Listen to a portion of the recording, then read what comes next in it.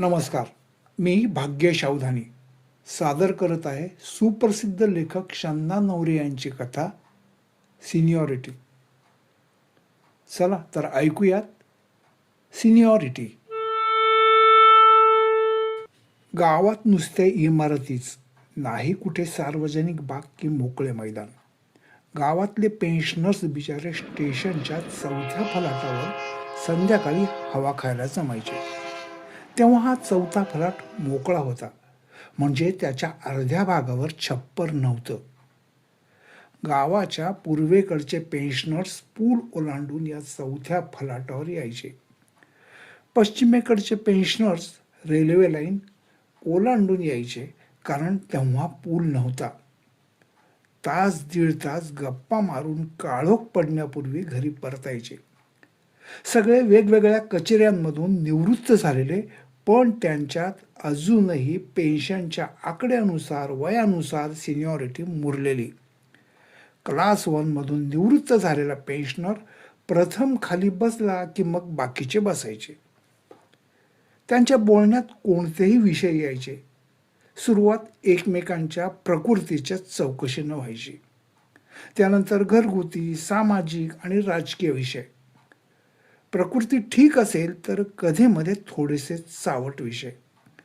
वाद चर्चा झाल्या की शेवटचं मत सिनियर मोस्ट पेन्शनरचं. ठरल्यागत मृत्यूसंबंधीचा विषय पूर्णतः टाळलेला असायचा. एका संध्याकाळी पश्चिमेकडला पेन्शनर रेल्वे लाईन ओलांडताना गाडी खाली सापडला. ग्रुपमधला एक मेंबर कमी झाला.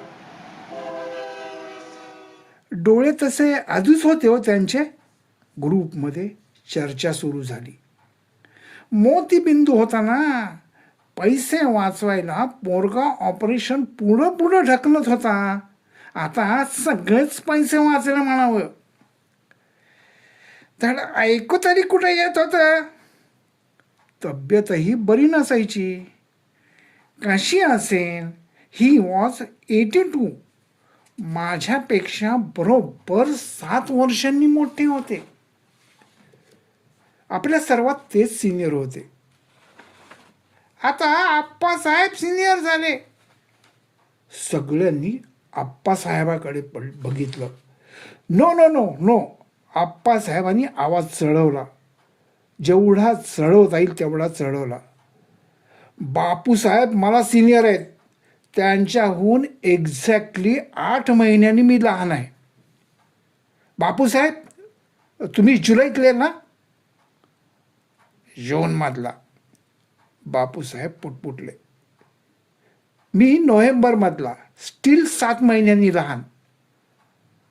म्हणजे बापूसाहेब सगळ्यात सिनियर. काय म्हणायचंय काय तुम्हाला?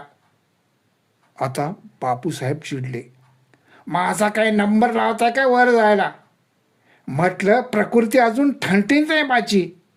कॉलेजात असताना मी उत्तमपैकी रेसलर होतो माहिती आहे. रोज 500-500 बैठका मारत होतो. मग बरोबर, या पैलवान लोकांना ओल्ड एजमध्ये हार्ट ट्रबल ठरलेला असतो. हार्ट ट्रबल कोणाला नाही आहे? Appasaheb has it.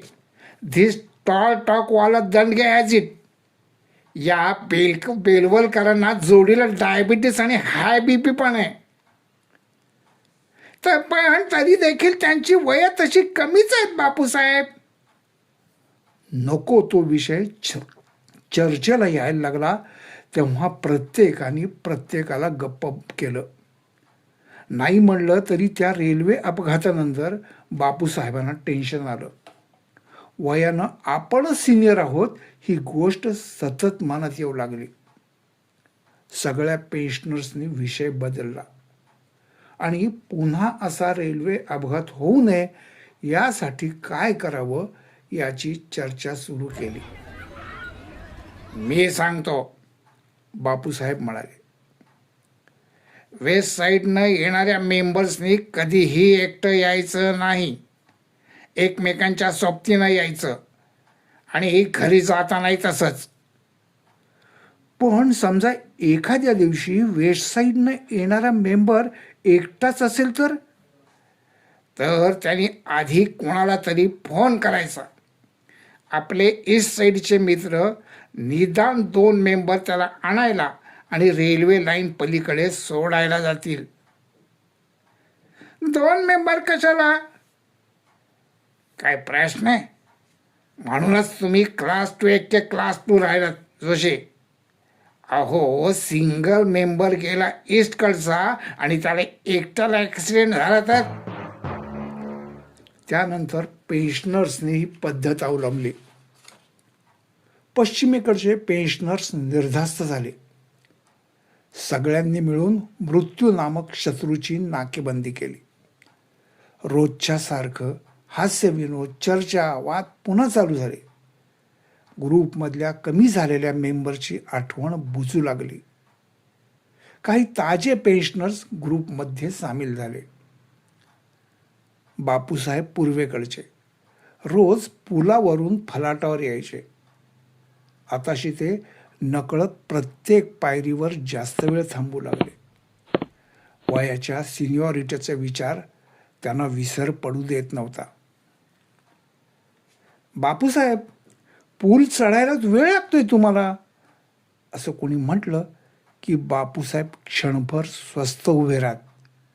श्वास घेऊन म्हणत, सो वाटल्यास एखाद्या डॉक्टरकडे जाऊन चेकअप. हे तुम्ही सांगायची गरज नाही. माझा नातूच आहे मेडिकलला.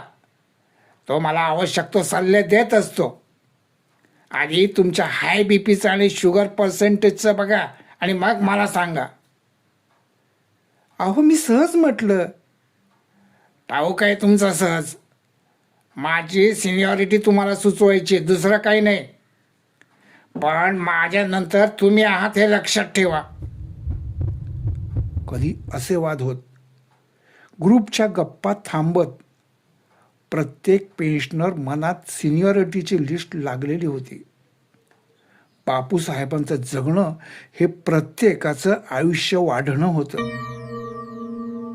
5-6 दिवस बापूसाहेब 4थ्या नंबरच्या फलाटाकडे फिरकले नाहीत. त्यांच्या गल्लीत राहणारे गुप्ते काकाही. सगळ्या पेन्शनरच्या मनात पाल चुकचुकली. परवा बापूसाहेबांचा चेहरा कसा तरी वाटत होता नाही? छे हो, हे आत्ता तुम्हाला आठवते. He was looking very fresh. पहिलवान गडी आहे तो. अहो, पण माणसाचं काही सांगता येत नाही का? आपल्यात ते सिनियर. तसं वय झालेलंच त्यांचं. कदाचित नुसता फ्लू वगैरे झाला असेल हो त्यांना. पण मग गुप्त काका का येत नाही आहेत? काल मला एक चमत्कारिक स्वप्न पडलं. कोणीच काही बोललं नाही. सगळे पेन्शनर्स विचारात पडले. मनातल्या मनात सिनियॉरिटी लिस्टमधून बापूसाहेबांचं नाव खोडून आपला नंबर शोधत राहिले. सालं सर्व्हिसमध्ये असताना सिनियॉरिटी लिस्टमध्ये आपला नंबर वर यावा असं वाटायचं. आणि आता आप्पासाहेबांच्या या वाक्यावर सगळे चमकले. आप्पासाहेबांनी आपल्या मनातली लिस्ट कशी पाहिली याचा प्रत्येकाला अचंबा वाटला. आणखी 2 दिवसांनी एकटे गुप्ते काकाच येताना दिसले. गुप्ते काका एकटेच दिसत आहेत. बसलेल्या ग्रुपमध्ये हलक्या आवाजात कोणीतरी बोललं. त्यांचा चेहरा सुकलेला दिसतोय. हां, रोज बापूसाहेब बरोबर असायचे ना. बापूसाहेबांकडे जाऊन यायला हवं आता. तेवढ्यात गुप्ते काका आले. आता आप्पासाहेब सिनियर. तेव्हा त्यांनीच विचारलं, गुप्ते काका, आज 5-6 दिवस झाले. गुप्ते काकांनी आप्पासाहेबांच्या चेहऱ्याकडं पाहिलं. सिनियॉरिटीच्या जाणीवेनं आप्पासाहेबांचा चेहरा पांढरा फटक पडला.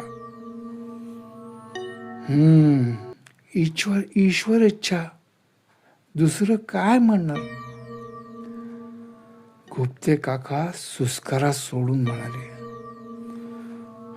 आणि तुम्हा मंडळींना कळलं असेलच. कळलं असं नाही, पण अंदाज आला. शिवाय बापूसाहेब त्या दिवशी फार थकलेले दिसत होते हो. हार्टच ना. तेच आपले सिनियर होते. गुप्ते काका एकदम म्हणाले, छे छे भलतं काय बोलताय, बापूसाहेब ठीक आहे तो. परवा त्यांचा नातू पिकनिकला गेला होता, तिथं पोहायला म्हणून समुद्रात शिरला. पुढचं कोणी ऐकलंच नाही. सगळ्या पेन्शनरांच्या मनात सिनियरिटीचे लिस्टचे तुकडे तुकडे झालेले होते. या सिनियरिटीला वयाचा क्रायटेरिया नाही. खूप ज्युनियर माणसंसुद्धा लायकी नसताना पटकन सिनियरिटी मिळवतात, आपल्या पुढं जातात. याचं समाधान प्रत्येक पेन्शनरच्या चेहऱ्यावर दिसू लागलं. सिनियरिटीतला हा अन्याय सगळ्यांनी एका मताने मान्य केला होता. व्यवहार विसरून प्रत्येक चेहरा खुलला होता.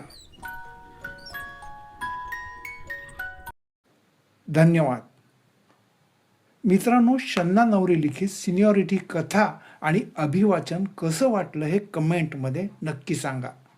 आवडल्यास लाईक करा आणि शेअर करा. यूट्यूब चॅनलला अजून सबस्क्राईब केलं नसेल तर नक्की सबस्क्राईब करा. आपल्या मित्रमंडळींनाही सबस्क्राईब करायला सांगा. धन्यवाद.